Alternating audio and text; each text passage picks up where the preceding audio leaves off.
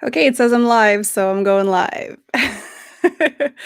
Hello, good afternoon. It's Friday, October 2nd. It's 1 p.m., and this is Daily Star Trek Views. I'm your host, Alison Pitt. I'm also the host of Daily Star Trek News, which is what this show is based off of. This is our sort of weekly opportunity to talk about Star Trek stuff, the biggest stories of the week, in a little less of a regimented way than I do for the whole rest of the week with Daily Star Trek News. So, on today's show, what we're going to go over is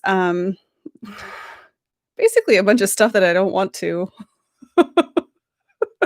which, sometimes is a theme. Um, so, we're going to cover last week's, well, it's kind of a holdover from last week, Discovery's low ratings on CBS broadcast television.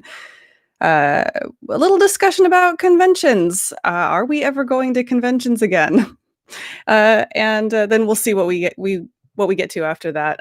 Looking forward to some of your questions too. So let me know in the chat if you have anything that you want to say. Before we get started, I just want to do some housekeeping. Make sure that, please, if you are watching, make sure that you subscribe to the channel. First of all, it's a benefit to you because then you will get told whenever there's a new episode, either the live show or the shows that I post throughout the week. Also, it helps me because we're trucking up to the limit. I'm trying to get monetized on YouTube, so that'd be great. That would help the show out quite a lot. So even if you don't ever come back, just please click the subscribe button. That would help me a lot. Also, there's a special offer going on Patreon right now. I'll tell you a little bit more about that in a bit. But if you are not already a supporter of the show and you like what we do here, that would be really great if you would consider making a contribution to the show. That really helps us keep things running day to day. And as the show kind of gets bigger and our audience gets bigger, it helps us expand too. So that's a really good thing. So, before I start, I just want to say hi. Oh, hi guys. I see Mohammed. I see Zach, Earl Grey Trekkie, whose name I don't know. Hosen Zarfungal, which is a new name that I haven't seen before. Hello, Peter. Hi, everybody. Thank you for joining me. I really appreciate it. It's nice to not just be speaking into the void by myself. Oh, and Andrew. Hello, Andrew. All right. So the biggest story this week, at least from the bits that I can see, so the analytics that I can see, the biggest story this week that hit was actually from last week, and it was, I want to attribute it to the right person, so I'm going to bring it up. I believe it was Deadline. Oh no, it was Variety. Variety was talking about the ratings for Discovery last week, and they were, I don't want to use the word dismal because I think that lacks context. I'm not a ratings like maven. I don't watch television ratings. Most of the time I'm looking at streaming services, so looking at television is not really within my remit. Variety characterized it as kind of disappointing, Discovery's performance, or soft, a little bit weak. I think I called it weak ratings. To put it into context, what it was up against was, well, it's in the 10 o'clock slot, and it's up against ABC is showing a whole slate of brand new game shows. The game shows themselves are not new, but the episodes are new. So where you've got Discovery in kind of a weak time slot on 10 p.m. on a Thursday night, and a 3-year-old show, because keep in mind this Discovery premiered in September of 2017. That up against, new content, it didn't perform all that well. And I think it was especially disappointing because Big Brother, which was earlier in the day, I think it was 8 o'clock-ish, Big Brother did really, really well. And in terms of ratings, I think Variety said that the ratings for Big Brother were the highest of the night, even though it didn't have it didn't have the most number of viewers. But they failed to kind of retain those viewers into the 10 o'clock hour, and then Discovery was kind of weak. First of all, I don't know who didn't expect that. people who like Star Trek have had 3 years to watch Star Trek Discovery, and it's out on Blu-ray, both seasons, I think, by now. If you wanted to watch Discovery, you've probably already watched it. When they announced that Discovery was coming onto terrestrial television, they admitted in the press release that this was, like, basically, they were putting their strongest original content into the fall lineup to make up for productions that hadn't been able to produce anything over the summer because of, I don't know, the pandemic. So I think they were kind of acknowledging at the time that this was, to fill something in. It wasn't like this is our strongest programming ever. It was, this is the strongest programming that we have right now. And it also, I think I mentioned this in the show a couple of times, probably even last week. It's a really good marketing tool for Discovery season 3, which of course is coming out in just under 2 weeks' time. Um, you're almost getting free publicity because it is pretty monumental to have this show, Star Trek Discovery, it's a CBS All Access flagship, and bringing that, albeit 3 years late, onto terrestrial television is newsworthy. It's newsworthy not just within Star Trek cycles and not just within television or Hollywood cycles, but it's noteworthy in the streaming services cycles because, streaming services is where the news is at. That's where all the development is happening. It's where all the mergers and acquisitions and international expansion. I mean, streaming's like really exciting and is getting a ton of press right now. We're leading into an era of how does streaming work together or in concert with or in competition with the broadcast television services as well. So they're getting like free press for Star Trek Discovery season 3, which of course they're depending on CBS and they're depending on signups for CBS All Access in a couple of weeks too. So I don't think anybody expected Discovery to like light the world on fire. So I find it totally disingenuous. Let me back up a second. So I think one of the reasons that this story actually was sort of the biggest one of the week is because the negative Star Trek mill was like, see, Discovery sucks. Well, I think it had a poor performance on the night. It was not even poor, just weak. It still got what? 1.7 million viewers. I mean, it's not that much, but it's a lot of people. It's 1 million people. It's almost 2 million people. It wasn't that weak of a performance, but there is a whole like cottage industry of people that literally make bank on hating on Star Trek. They use it as clickbait, and it's they do it because when you click into YouTube and it's a monetized channel, you get paid for how many people watch your ads. And so there's a whole cottage industry about it.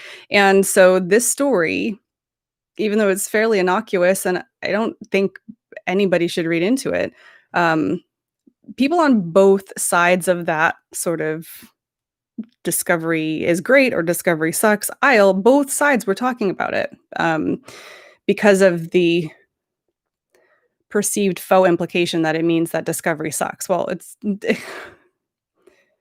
it's a nonsensical argument. Anyway, that was one of the biggest stories of the week. I think it's a non-story. I also haven't seen the figures from this week. I expect them to have gone down. I don't think the world is being lit on fire with Star Trek Discovery on CBS. That's not the reason that it's there. And I think that anybody who reads into weak ratings as any indicator of the strength of the franchise is seeing things that are not there. Actually, I wanted to raise.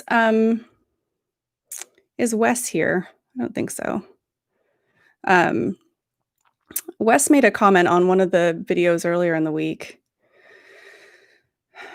And let me see if I can find it really quick because I don't want to misquote him.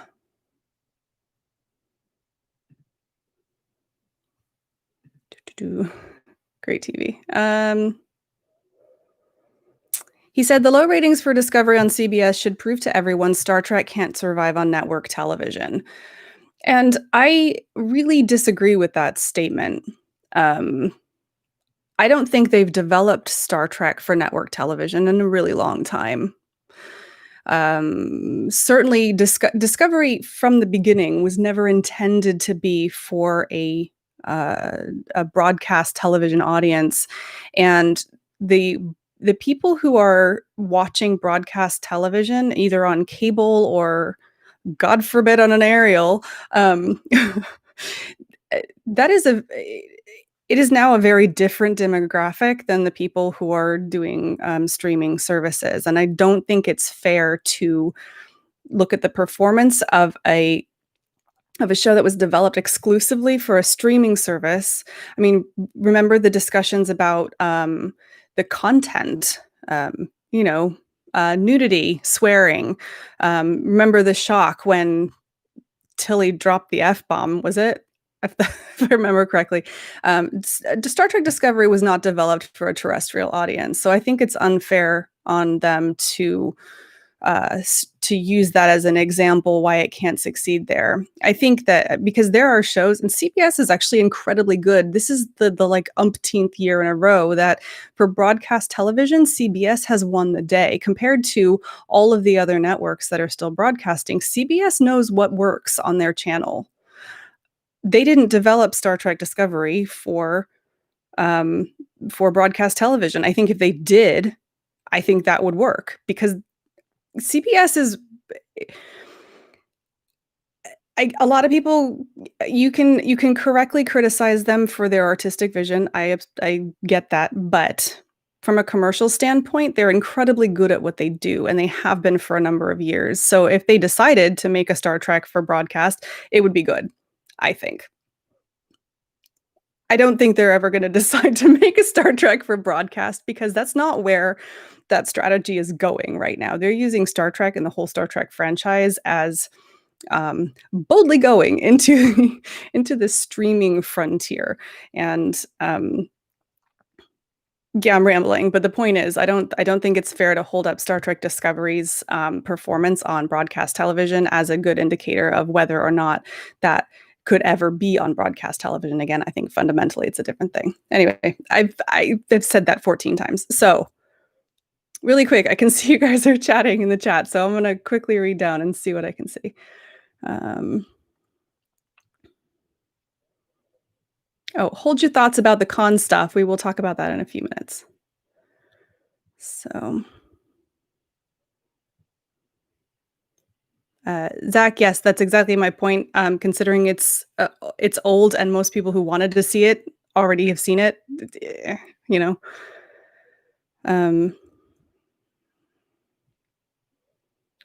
Earl Grey Trekkie 1701 says TV will eventually be gone and streaming will replace it. It may be a long road, but I have faith of the heart. First of all, excellent Star Trek reference. I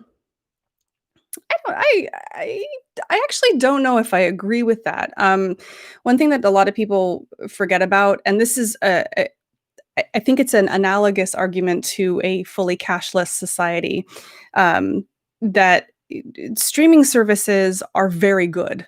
Personally, I've been a cord cutter for at least 5 years. It's my preferred mode of ingesting my entertainment content. But you can't forget that there are a huge number of people in this country and around the world that do not have access to the internet. Or if they do have access, they don't have access to reliable internet. I mean, this is a problem that we're seeing where schools have gone remote and children don't have the support they need because they actually can't get a good internet connection in order to be able to stream with their teachers. Like, this is actually a problem. Now, I would say that it is a small part of our society that has issues with that, but it is a significant part. And to charge ahead as though no one will ever use broadcast television like that, I think is deliberately disenfranchising isn't, I don't think the correct use of that word, but it's leaving a segment of the population behind. Unless there's I mean, I feel the same way about landline phones, but and maybe they will go away. I don't know, but I do feel as though you still need to have some sort of broadcast. Maybe I'm just old. I don't know. I think the normal mode of ingestion will be streaming, but I don't think television will ever fully go away. This is my 2 cents.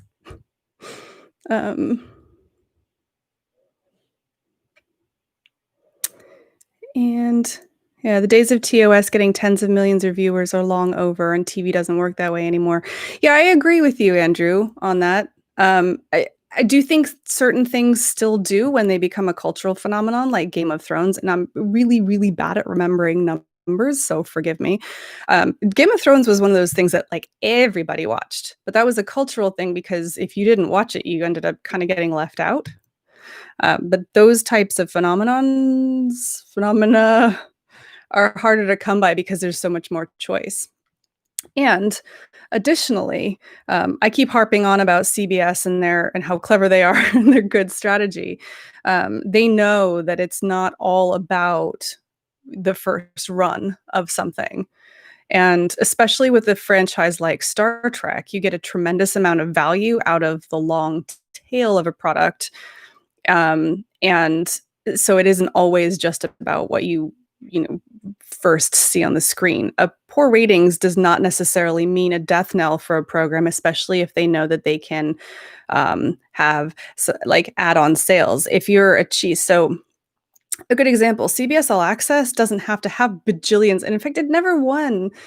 Discovery never won the streaming wars. I think in April of 2019, they came out in the top 5 streaming shows, and that's just because it was the finale of season 2, and people like logged in and watched all of Discovery, and so Star Trek Discovery got a huge boost in ratings, streaming ratings rankings, sorry, in April of 2019 because people were going back and binge watching that. That's a really good feather in the cap of CBS All Access. Like that's good. They can put that. We were in the top 5 streaming shows in April of 2019. It's great. But that wouldn't have been reflected in the original numbers. Now, something that Star Trek Discovery and actually Picard did incredibly well was they got people to sign up for CBS All Access. And even if people don't continue their subscription, they have your data, which is incredibly valuable. I cannot emphasize that enough. Direct marketing, where you have access to people's data and you have their email address and you're talking directly to them either via a subscription service or like an email, is incredibly valuable to all companies right now. So the value of something like Discovery, Picard did this as well with record signups. Part of it is getting ratings. Part of it is collecting your information. So there's more going on here than just are we getting Emmys or are we getting the biggest number of viewers? That might be really relevant on TV where people are going to be paying for those ad slots. But on a streaming service, it's a little bit different because of the different revenue model and you don't get anyone's data when they're watching broadcast television. I could rant. I'm not going to rant. So, yeah.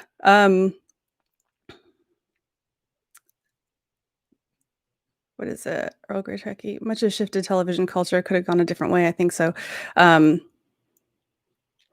Yeah, Zach, I think the jury's out on whether Disco and Picard are more rewatchable or less rewatchable. Personally, I think they're less rewatchable. It's harder to dip in and out because you need to have that whole arc.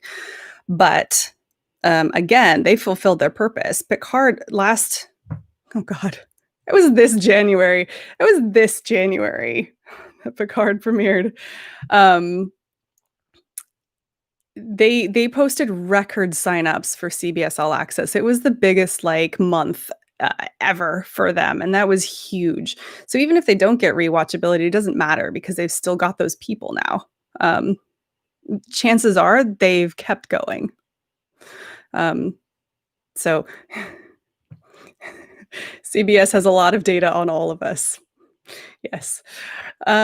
Okay, I don't want to talk about this for too much longer because I'll just keep on ranting. I would say that if you do not currently subscribe to CBS All Access and that you would like to, it would help me out a lot if you could do so through our website because we get a little kickback for that. We're an affiliate for CBS All Access, and you can find out more about that daily Star Trek news.com/CBS All Access. If you click through from there, you can do it. I wouldn't probably would not do it this week though. I am guessing, I have no insider knowledge, but I am guessing they're going to throw on another free month at some point soon, probably in time for Discovery because they seem to like to do that right now. All right, so I'm going to take not a break because I'm not going anywhere, but I did want to just take a second to talk about Patreon. Because if you've been listening to the show this week, you know that starting on the 1st of October, there's a Patreon special offer. And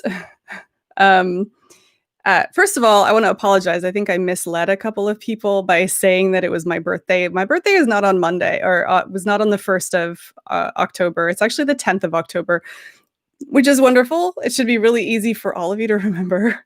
10/10. But no, it's coincidental that it's my birthday month and it's also Discovery starting, and so I put on a special offer on Patreon. So if you join up at the $10.31 tier, because it's Discovery, get it? And or if you're already an existing supporter at that level, then I've got some magnets that are on the way. I wish I had them to show you, but I don't. They're at the printer right now. So when they do come, I will take some pictures and show everybody, and hopefully it'll be something that people are interested in. So yeah, if you want to check out that, and if you want to learn more about like what we're doing and why Patreon is important to us, you can go to patreon.com/daily Star Trek news. Yeah, that's it. That's my spiel. I'll stop. Okay. So normally with this show, I actually don't look at you guys. Because my face is right here, and then the chat, I don't know, is over here. And I don't like looking at my face while I'm doing this because it makes me self-conscious. So, but this part, I want to have an actual discussion with you. So I'm going to see if I can pop out the chat and see if it hopefully doesn't crap out. Just a sec. Oh, good. Okay, I'm moving it to a different screen. Yes, okay. So I've popped out the chat and I just want to have a discussion with you guys. We had news this week that the Destination Star Trek London convention, which was planned for the 13th of November, the middle of November, has been pushed back to 2021. So this is following on the heels of the cruise has been pushed back, I believe, to 2022.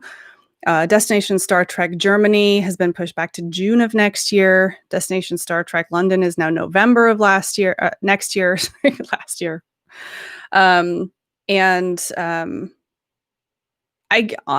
Personal opinion, again, I have no insider information. I cannot fathom that they're going to go ahead with the Star Trek Las Vegas convention in December.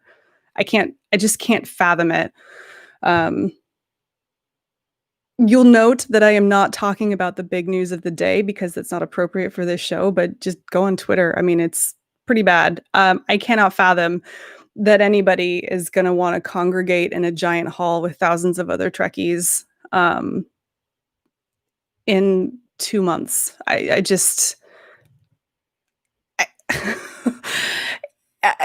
here's the thing, like,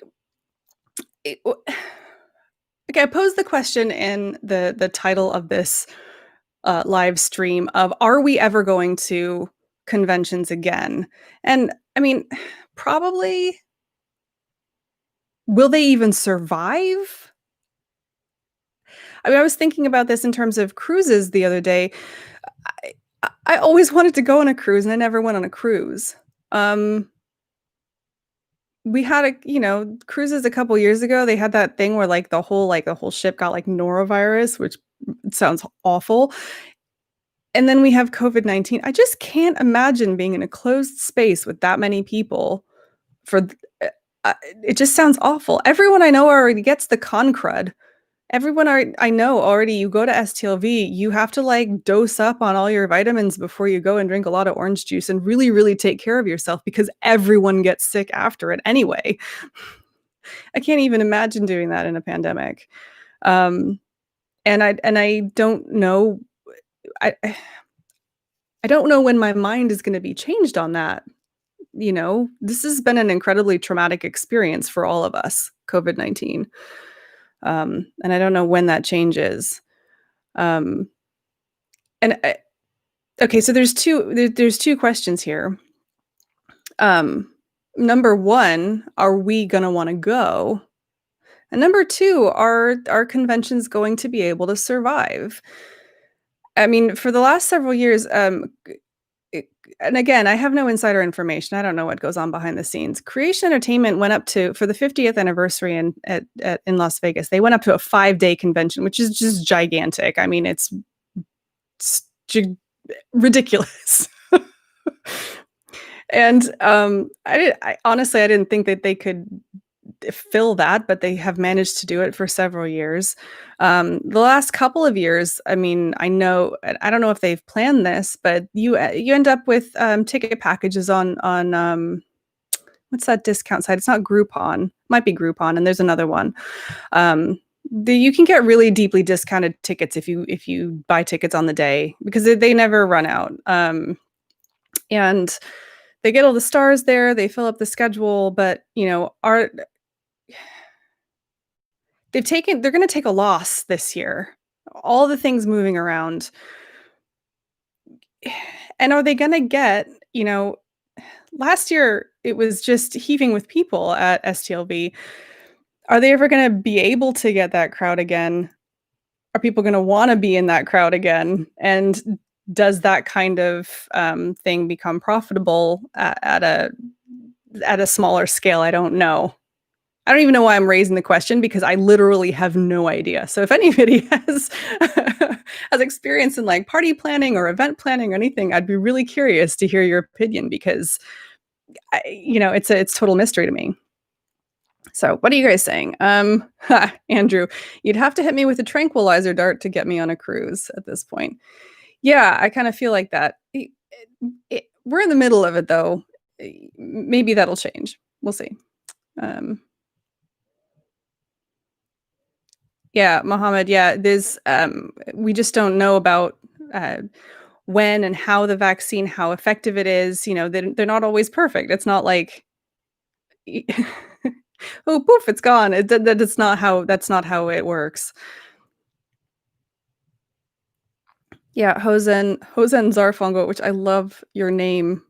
I really hope that's your real name.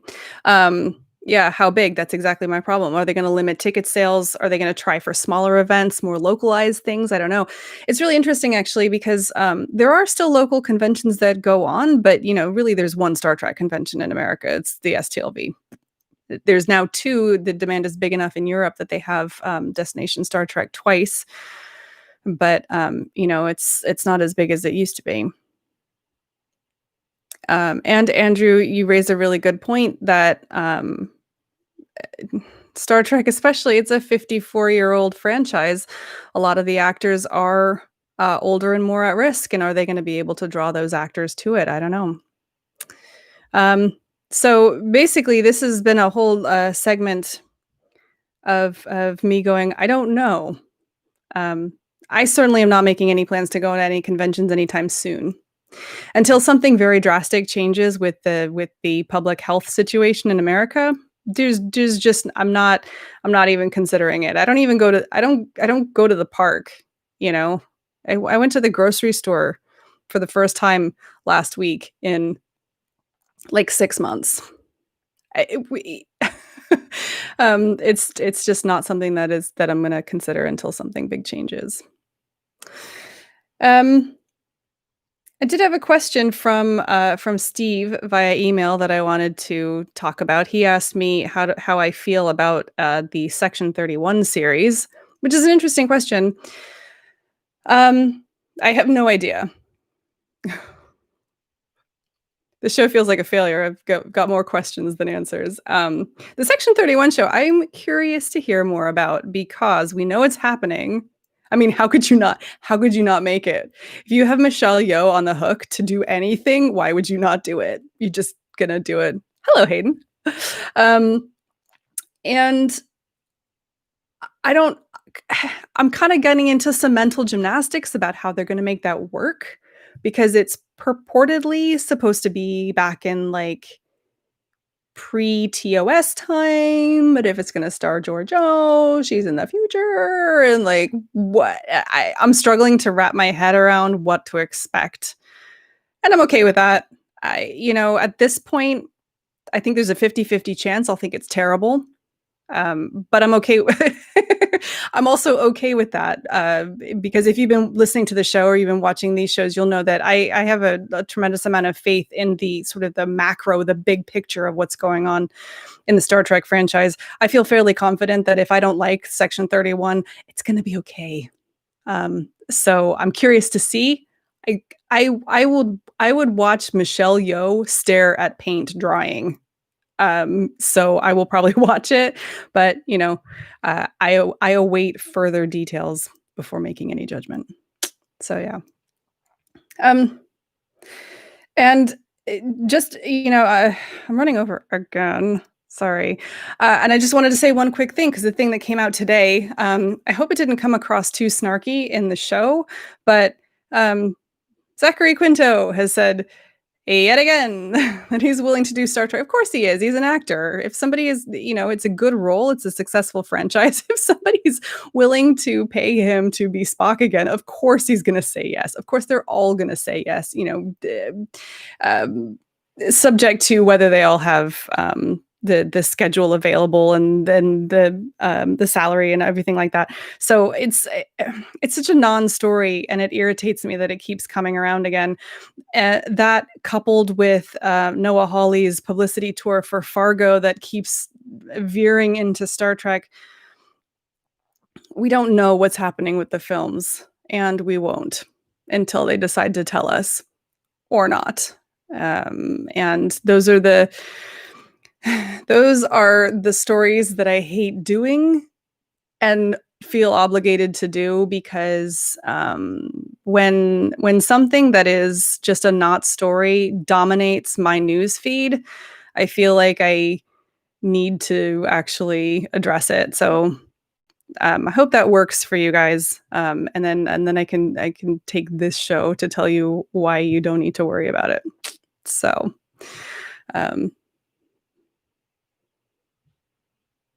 Andrew, I too will not rule out playing Spock for millions of dollars. That's right. I will not. Look, I can do it.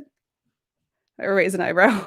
I could play Spock for millions of dollars. I could do it too. So, we'll see. Anyway, I have to run because I got to take my son to cross country. He's going to go and do some running. So I got stuff to do. Thank you all for joining me today. I really appreciate it. I really like these sessions. I like chatting with you guys, and it's nice to talk to other people rather than just myself all the time. I hope I haven't been too much of a buzzkill today. And please make sure that you tune into the show on Monday. I'll be back here live next week. And please go and check out our Patreon. We're having a special offer. Like I said earlier, join in at the $10.31 level, which I feel like is really, really clever for Discovery. And we get a free magnet this month. So yeah, go check that out. It's patreon.com/Daily Star Trek News. And I guess that's it for today. Thank you so much for watching, and I'll see you next time. Bye. Oh, wait. So remember how I popped out the chat? I actually don't remember where the button is to end the stream, so bear with me. All right. Okay. I'm gone. Bye.